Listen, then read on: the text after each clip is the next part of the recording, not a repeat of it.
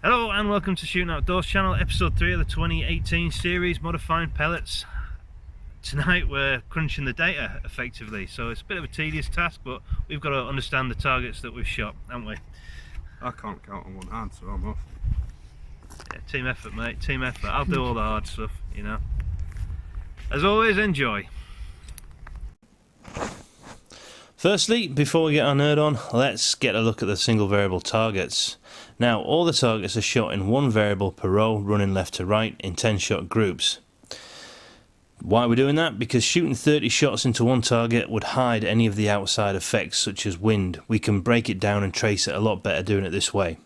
The measurements are all in millimeters, going centre to centre of the X, the Y and the overall, which is O, or worst, to centre pattern. We're not concerned with accuracy per se, we're only really interested in consistency. At a glance then, on target set 1 we see the first set of control pellets, which is, to be honest, what we'd expect from the JSB Exacts in Big Rita's barrel. We get a few within the 10 shots that group and some flyers. Target 3 however looks very different, but remember that wind is rising and falling in speed. We do need this input though. Target set 2 is for the final set of pellets once we know what works and what doesn't, so that is, there's nothing there for the minute. Target set 3 looks at weighted pellets to within 0.03 of a grain. The first thing to jump out at us is that y-axis improvement. It's visibly better, however the x-axis barely moves in comparison.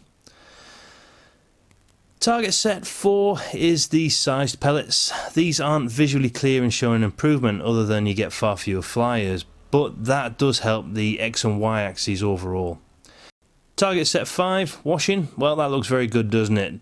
Pellets 10 through 20 have just punched out a solid hole in the target and the tightest group shot overall. Certainly one to look out for in the data. Target set 6 is the Napier Power Lube pellets, and they actually show a much improved y-axis and a slightly tighter x-axis. But looking at it, it doesn't seem to hit the claims that it's seen on the packaging. That much an improvement should be visible. Moving on to target set 7, the one that we're interested in, which is the general purpose lubed pellets. Now, with the exception of one very low flyer, I would say it looks about on par with the Napier Powerbell lube visually, but we'll need to go into the data to see which one comes out on top. Target set 8, well these are the final control pellet groups. And the idea of this was to balance out any changing conditions, be that either myself, the shooter, or wind. So let's go into the data sheet. As you'll have seen, the X, Y and worst possible centre to centre designated O on the targets has been quantified and put into datasheet accordingly. So let's run through this sheet. The run column is simply a reference for the rows under discussion at this point. The rows themselves relate to individual targets. For example, run 7 is the first weighed target shot, which is the left hand target on target sheet 2 if you wanted to go back and check that against the target which I've just shown you. The next column, mod, informs us of the variable that's being used for that row under discussion. Columns X, Y and W are, as they say, records of the centres to centres of the target under discussion, and these can be cross-checked again against the targets that you saw earlier. The result mean is not used other than right here for reference for the mean of that individual target. Let's go into where we are interested in from that section of data. So X, Y and W mean columns. These are the sum of the result columns for that axis divided by the runs within the mod columns. This takes the individual 10 shot targets and mathematically overlays them into a single hypothetical 30 shot target. The mean of the means column then shows the mean of the X, Y and W means, giving us a single group size to work with. This will consider flyers, wind effects and to an extent shooter input, but it will only absorb these errors and just lessen the impact overall. It won't skew the data. The grey mean columns. These are for any point where we need to show a recalculation. Next is the percentage of gain for that mod. This is the real area of interest, and it's a calculation of the means of means against the control. So the result of, for example, 34.4 minus 28.6 divided by 34.4 multiplied by 100. Now, as rounding's used within the sheet to keep it tidy, so we don't have numbers going on forever, the percentage gain, you need to take that as a plus or minus 1% from print. Also, the sheet is in two parts. We have single variables and we have cross variables. Now, to stay true to the series, we're only really interested in single variable section. However, we had to investigate combining variables or mods. But for simplicity, I just made sure I kept them on the same sheet so I didn't have data here, there and everywhere. Finally, there's a column for comments and a pellet counter. As you can see, we use quite a few pellets out this tin. Just as well, we kept some controls. So what does the sheet tell us? Well, the chart that you see here, based on the data sheet, tells us that washing is the best mod we can do with a 25% gain in consistency.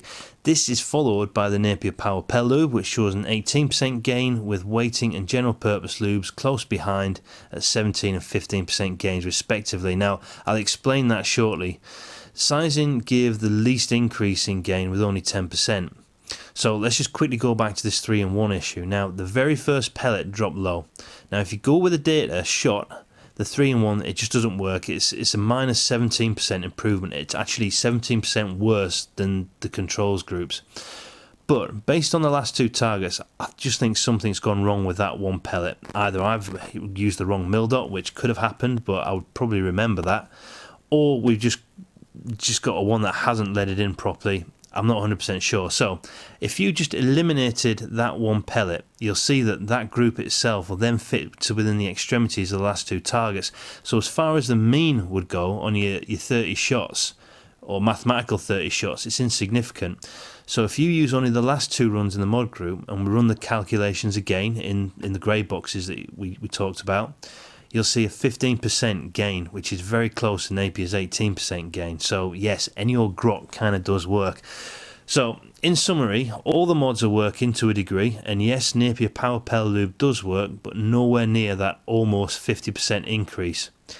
If they said almost a 25% increase, then I could agree. But then again, any old lube, as we've seen, can get close to that. Mess about with weighting and all that, as we have, and you can get even better. Now, we discussed the gains. What else should we consider? What about the work to reward factor, which is quite a significant thing when you're prepping pellets? You don't want to be spending 3 to 4 hours of mind-numbing weighing for a 3% gain. Well, actually we see a 17% gain, but primarily only in the y-axis. So is it really worth it? Washing, done and dusted in 45 minutes. Oiling done is in, say, 10 minutes if you use a bag option.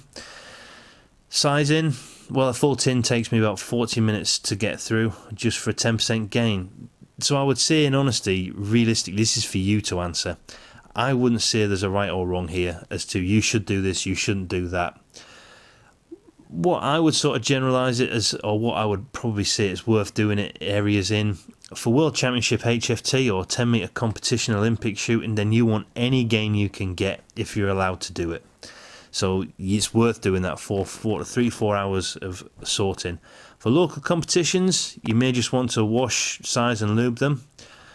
But for plinking and hunting, where range and consistency and trajectory is key, then washing and lubing might just be enough.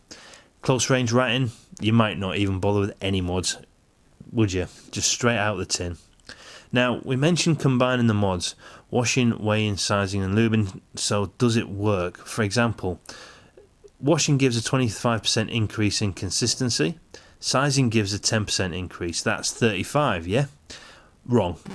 What I think you should only expect is 10% on the 25%. So in this case, we wash the pellets.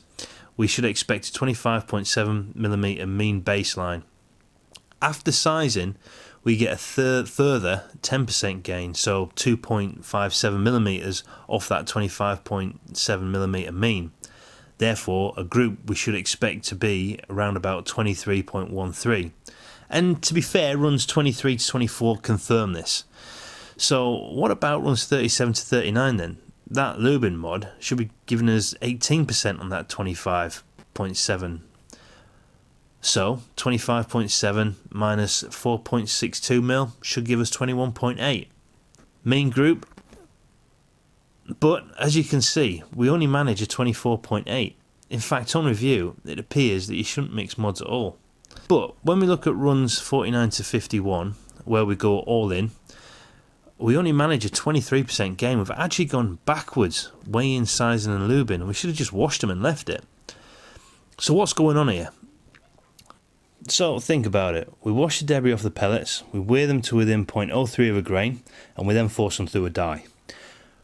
So we remove some of the lead and perhaps cause a burr during that process, and more than likely some of that burr is hanging on by a thread, becoming almost debris-like, or probably has already broken off and could be acting as debris on the pellet. We've effectively made them dirty again, and we've changed the weight slightly.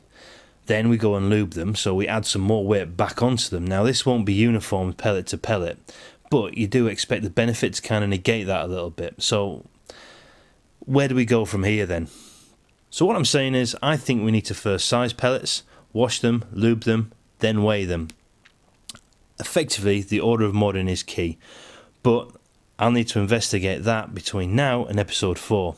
So this is probably going to end up a 5-part series. Okay, so that's the data all scratched up. We're going to prep some more pellets as per the findings, and then we're going to go back on a similar night if we can, just when it's calm. I might not have Tommy if when I do that video. If it's just the right conditions, the right timing, just going to get up and just jump on it, you know.